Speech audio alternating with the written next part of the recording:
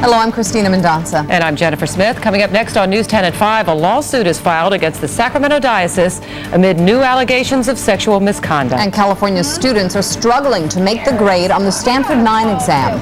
News 10 at 5 is next. Now, this is News 10 at 5. The Stanford 9 test scores are in, and the scores are a mixed bag. That story tops News 10 at 5. I'm Cristina Mendonsa. And I'm Jennifer Smith. Dale is off this week. Are California students making the grade? Well, it depends. The State Department of Education has announced the results of the Stanford 9 tests that students took last spring. There is reason to celebrate at Mark Hopkins Elementary School in Sacramento. News 10's Karen Massey is live at that school with more for us now. Karen? Jennifer, there was a lot of smiling going on here when News 10 arrived at Mark Hopkins this morning, and that's probably because test scores had rocketed skyward since the students took tests here 4 years ago in 1998. The teachers say the plans that they made to help the students are obviously working. Before you write the story, what should you do? It's time to write a story in Sharon Chadwick's room at Sacramento's Mark Hopkins Elementary School. The kind with magic on that stuff.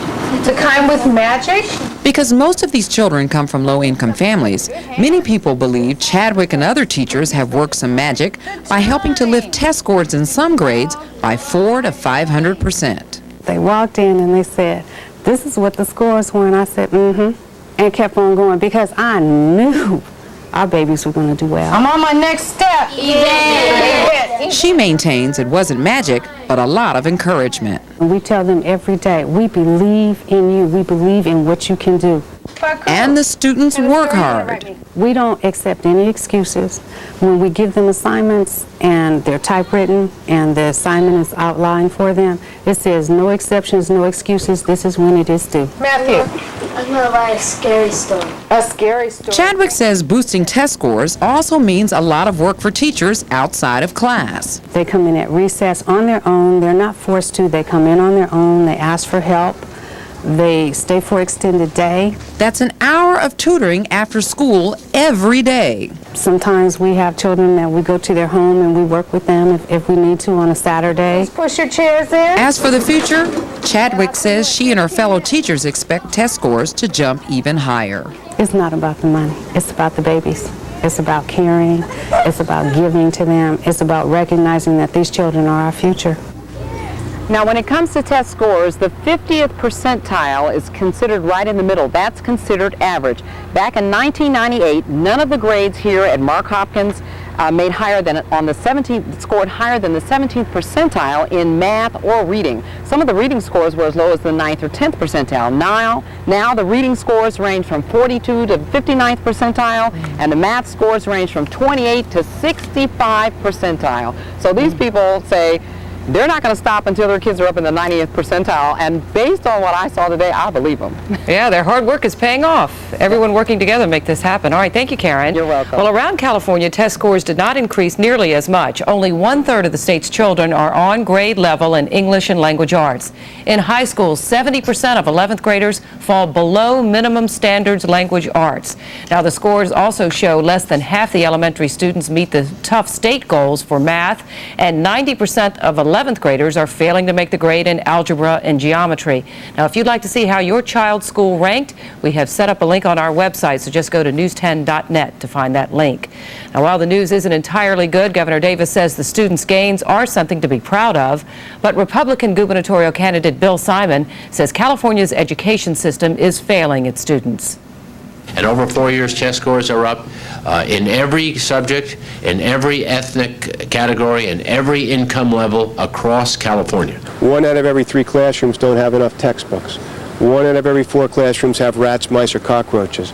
That's not a track record that I would be proud of if I was governor. The Stanford 9 tests are given each year to students in grades 2 through 11. Well, many of us carry cell phones with us. Now students may be allowed to carry them on campus. Governor Gray Davis has signed a bill that repeals a statewide ban on cell phones at school.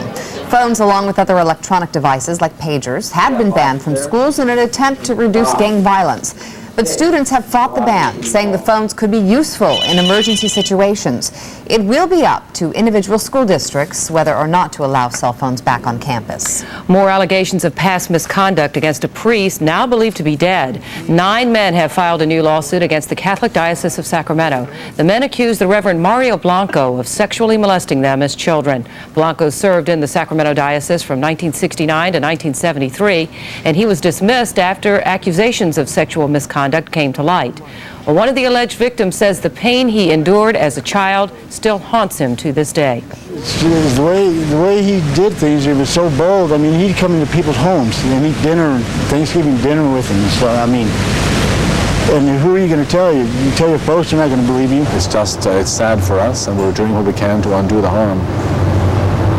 And that would be mainly though through counseling? Through counseling and through professional help to those people who have been hurt.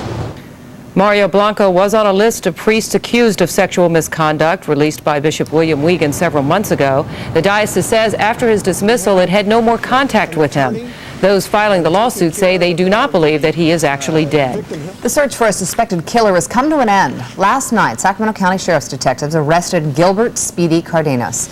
Cardenas is wanted in Chicago for shooting a weapon into a crowd and killing someone. On Tuesday, police got a tip he was working as a gardener in the Roseville area. When officers approached him, he ran away. Last night, detectives got a call from a family member of Cardenas. They told police officers that he was staying at their home and he was ready to turn himself in. Cardenas is now being held at the Sacramento County Jail until Chicago authorities can come and get him. Well, detectives are expanding their investigation into the violent kidnapping of a 9-year-old boy. Nicholas Farber was abducted from his bedroom at 2 o'clock in the morning on Wednesday.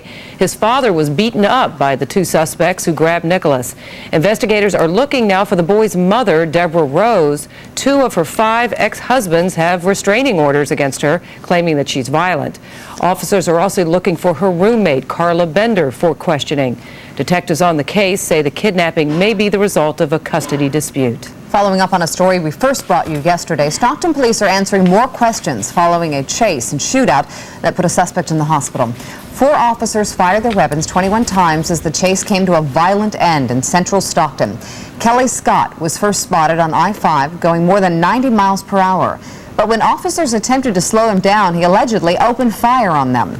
The chase ended when a Stockton officer rammed Scott's vehicle. He was shot as he was attempting to run away. Scott was hit twice. He's recovering from those wounds at a Sacramento hospital. Well, the next time you head to the airport, you will notice something different. And you haven't taken anything from any strangers?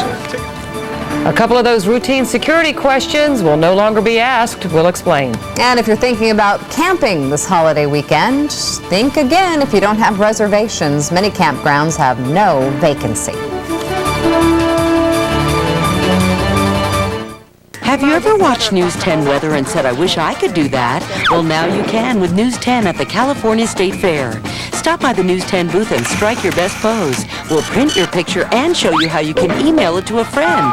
It's big fun with News 10. On News 10, Alzheimer's disease. 4 million Americans have it, and the number is expected to double in the next 20 years. Well, now a unique approach may stop the disease from getting worse. The medical breakthrough on News 10 at 6.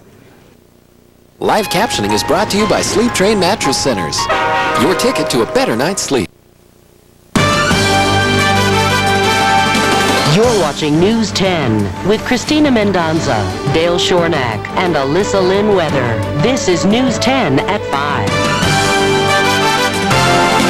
5. So you're sitting there thinking, what in the world happened to summer? It's almost Labor Day and we haven't gone camping yet. Well, if you haven't planned a trip yet this weekend, don't bother. The chances of finding a campsite are about as small as a picnic without the ant invasion. But News 10's Dan Adams found a campsite at Brannan Island State Park in the Delta. You did investigative journalism today, huh? Actually, I can't claim that this is my campsite. It actually belongs to Marianne Lopez. Hi, Marianne. Hi. And a mighty fine campsite this is, but you know what? This is not their first choice of where to spend Labor Day weekend. But the campsites are so full, they're just glad to find one space outside into the great outdoors. They got it all. Swimming pool, one hot fire pit. Go ahead, fire up. But the Delta isn't where Marianne and the gang thought they'd be this weekend. No, we wanted to go to Lake Comanche, but that was totally booked up. From the Sierra to the sea. Hi, may I help you? From Wairika to San Ysidro. Don't drop anything off. until you come back and check in with me, because there might already be somebody in this park. Campers this weekend are going to be crowded out like never before. This weekend, all campsites will be full unless you have a reservation. Which brings us back to Mary Ann. We're having chili dogs. We're going to have chili dogs. They wanted chili dogs today. In addition to being the cook, she's in charge of making the annual reservations, and this year, it was tough. I think it's worse. I think a lot of people are staying closer to home. I know I am. So, August 1st, she grabbed one of the last reservations available. She isn't alone. And by Thursday, they'll start coming in, and by Saturday, there's no spots left. By afternoon, the fishermen returned successful. But for most of the group, Come and get it! Go time! it's the chili dogs that are being dished up. Pour it all over it. All over that bad boy. Ooh, you burning my hand. Those look good. There are 5,000 first-come, first-served campsites here in California. We checked around this afternoon, and about the only ones we found were up in Oroville. They're probably gone by now. By the way, all these state parks are open for day use, so if you want to pack a picnic and come out for the afternoon, go for it and good luck. Reporting live from Brandon Island State Park, I'm Dan Adams, News 10. Christina, back to you. How were those chili dogs? You get one? I didn't have one. How are the chili dogs? Christina wants to know. Oh, they were great. They were great. But check this out. Look what they're having for dinner here tonight. What is this, Marianne? Lemon chicken. Lemon chicken. Man. Isn't that awesome? Bill, go a little bit lower. I want to show you this contraption also. This is their barbecue. It's an old converted washing machine, and on top of it is a disc from a tractor. Oh my, that's so imaginative. I'm staying here for dinner tonight. It's gourmet camping. All right. She said they got plenty of chicken for you, Christina. Come Wow, well, it looks fabulous. You can almost smell it. Thank you very much. Now, if you'd like more information about California's state parks, call 916-653-6995. We've also set up our link to our website at news10.net.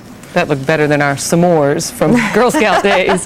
Well, the trip to the airline ticket counter will be a little faster. Starting today, ticket agents will no longer be asking those two routine security questions that you're accustomed to. Has anyone asked you to carry anything aboard the aircraft? And has your luggage been with you at all times? The head of the Transportation Security Administration says the questions are ineffective in preventing terrorism. Instead, they slow down the lines, they say, but critics say any security measure should be welcomed. Well, American teenagers seem to be getting hooked on a bad habit. Young teenagers are lighting up at an alarming rate. We'll explain later in the newscast. And a multilingual charter school brings children from different backgrounds together to work toward a common goal. Check it out tomorrow. We're giving away free tickets to the greatest show on earth on our Free Friday. News 10, good morning. Well, it's not just a new school year for 104 kids in Stockton. They are part of a brand new program and school that should help them overcome some serious barriers. News 10's Tim Daly reports on Stockton's Language Institute and the reason it was created. The signs around school point out what might seem obvious, but to the 104 kids going to Stockton Unified's first charter school, these words are a big first step because English isn't the language they're familiar with. This is the James Urbani Language Acquisition Institute, and the kids are lucky. Their principal has been here too, coming from a home where mom spoke only Spanish. All throughout my life, I had a lot of problems. I didn't know where I fit. Yellow Yomalin. She fits right here now, helping kids so lacking in English skills. Their entire school day is spent with teachers who speak their native language. The goal to get them into mainstream English education within the year. We promote self-esteem. Be proud of where you're from. Be proud of your language. Use that as your base and know that English will help you move forward and have success. Now, a vast majority of these kids are Latino. Their first language is Spanish, but others here speak Chinese, Vietnamese, Hmong. One girl speaks Urdu. That's a language from Pakistan. The very first students here are 4th through 8th graders. Next year, it'll be K through 8, and the opportunity to learn is everywhere they look. They know what it is in their primary language. That's a window. All they need is the key, the term, in the second language. They see it in English daily, and all of a sudden that's a part of their vocabulary. In Stockton, Tim Daly, News 10. Stockton Unified's Language Institute is the first in our area and just one of a few statewide, and it seems to be needed. 25% of the students in that district have a limited command of the English language. Plans for a University of California campus in Merced are moving forward. University officials say the groundbreaking will take place October 25th. Environmental issues will not pose a problem as previously thought. The U.S. Fish and Wildlife Service says the new campus will not jeopardize or threaten endangered species in the wetlands area. Well, time to head out to the California State State Fair, and Alyssa Lynn out there. Alyssa, you've been showing us so many interesting things over the last several days. What are you up to today? Lots of fun. It cooled off just in time for the Los Lobos concert, which is tonight at 8 o'clock. The Delta breeze, a welcome change after so many days above 100. I'll talk more about the climate of the summer so far in just a minute. The California State Fair here at Cal Expo has lots of fun, including entertainment and juggling. Wesley James is from Sacramento, and he's one of the entertainers that they have at the Carnival, which happens every night. See, hence the beads, Carnival, that's the theme. That's why I'm wearing the beads. You do some work with the children, too, around the fairgrounds during the fair. That's right. Every day we teach the kids how to do basic juggling. Do the kids learn pretty quickly? Because I couldn't do it. Yeah, it's a lot of fun. We use oranges and koosh balls, and everybody seems to have a lot of fun. Now, you're from Sacramento. What got you interested in juggling? I saw the movie Labyrinth, and the artist Michael Motion, did this thing with these acrylic balls that was really fascinating to me. All right, let's see the thing with the acrylic balls. The crowd's ready for some excitement. He works with the one at a time and adds on to that. This is all part of the fun that you can see here at Cal Expo. He walks around during the fair, but also we have the Carnival that happens nightly over at the Carnival section. There's a parade, there's jugglers. He does some still walking as well, in addition to all the others. Okay, we're up to 2. These are light, soft, really nice acrylic balls. I tried one and I completely dropped it. So we're up to 2, and let's see how many he can get to. Now we're at 3. Not easy, because these are bigger than billiard balls. What do you guys think so far? Can he do 4? You think he can do it? They want to see 4. All right, cool. That's very neat. Those are pretty. Thank you. All right. Almost as magic as making it cool down around the Sacramento Valley. Let's take a look outside of Cal Expo. Beautiful blue skies today. Only a couple clouds early this morning. A westerly wind at 10 to 12 miles per hour. That's that Delta breeze I promised you would come through yesterday evening. It definitely did.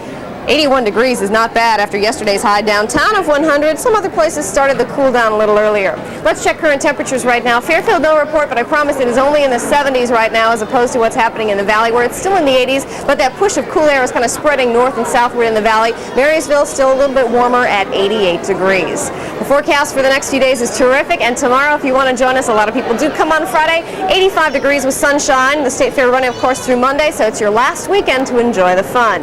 And so far this summer, it's been a hot one. It's been hotter than average. Normal days in July are 7 degrees, 7 days above 100. We actually had another graphic that I wanted to show you, which was how many days so far this summer. We've had 24 days so far this summer above 100 degrees, and the normal is 19. And so far in August, we've already had 10 days above that 100 degree mark, and the average for August is only 5. Here's a satellite perspective, more of an onshore flow. You can see how things are kind of coming straight at California. A little bit of morning cloudiness in the Bay and the Delta, and that's nice for us here in the Valley too, because temperatures stay cool tomorrow. We gradually rise through Sunday and into Monday, but nothing really unheard of. All right, here's the 7-day forecast. Take a look. 85 degrees tomorrow, mostly sunny skies. It'll be 88 on Saturday, so a very nice day then too. Now Sunday and Monday we warm up just a bit more with highs in the mid-90s, and temperatures back down into the 80s for Tuesday and Wednesday, so this is all a pretty good looking forecast. What do you think of the forecast and seeing the weather? Happy crowd. You can see how we do it, and you can get your picture taken too on the weather wall. I don't know about the juggling. It's up to you if you want to try that, because I dropped one of the balls earlier. We'll be back at News 10 at 6 o'clock. We'll be talking about the rodeo and also have a very interesting bird to show you. A bird? Big bird. All right. Not big bird, but a big bird. A big bird. Okay. Thanks. Thank you, Alyssa. Well, this is something. Styling your hair can be life-threatening if you use a specific hair dryer. The hair dryers are made by Babyliss and have a label on the side that says Babyliss 2002 BLX. They were manufactured without a device that guards against electrocution. Now, the hair dryers were sold between December of 2000 and January of this year. The hair dryers were meant for professional use only, but may have been sold to consumers as well. For more information on this and to get a free replacement, call 1-800-726-4202. Well, parents, listen up. Young teenagers are picking up an unhealthy habit earlier than you may think. And many of them don't want to quit either. We'll explain coming up.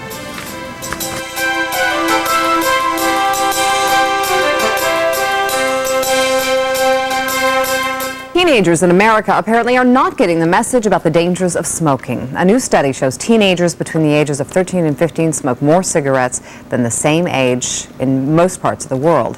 Elaine Cajano has the story. Covering after he accidentally shot a nail into his... Several internet companies to make sure they protect... We're down to the last few days to enjoy the State Fair. Let's take you back out there live with our chief meteorologist, Alyssa Lynn. Alyssa? Getting ready for a beautiful weekend. The Wood family from Sacramento is here, and the kids are having a good time at the fair.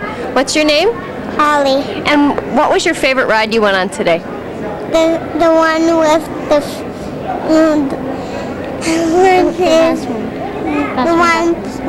the one fast backwards. Fast backwards. It's the one that went really fast backwards. And you're his sister Haley. Are you having a good time at the fair? Yeah. What are you guys going to see later tonight? Anything special? Wayne? I don't know. How about some cotton candy? How would that be? Cotton candy and corn dogs. Everybody give a big wave, okay? See you guys later on. The weather stays cool all the way through the holiday weekend. All right. We like going fast backwards, too. That's kind of fun. What an adorable trio of siblings there. Thanks, Alyssa. And thank you for joining us here for News 10 at 5. World News Tonight's coming up next, and we'll see you back here for News 10 at 6.